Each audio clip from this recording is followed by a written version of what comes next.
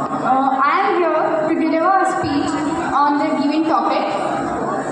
And good morning, our respected judges and my brothers and sisters. So, I want to start it with a story of Akshat Gupta. We all know about Akshat Gupta. Akshat Gupta is a writer.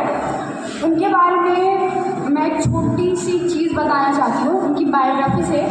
That is कि उन्होंने बताया है कि जब वो 6th class में fail हो गए तो वो हाई स्कूल के लिए रायपुर गए।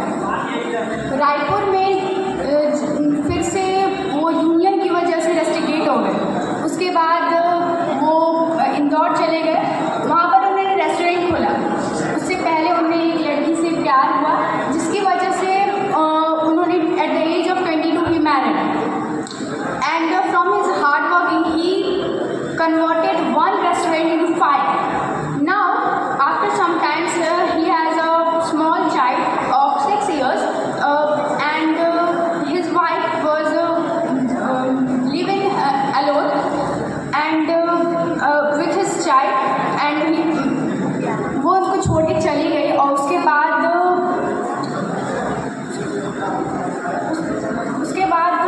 वो बहुत ज़्यादा डिप्रेस हो गए, सुसाइड की सिचुएशन आ गई।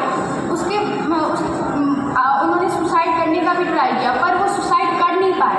उसमें भी लोगों ने उन्हें ये सुनाया कि देखो ये सही में फेलियर है। और इस चीज़ से हमें ये शिक्षा मिलती है कि फेलियर वो नहीं था, वो इतना बड़ा राइटर बना मुंबई जाकर के।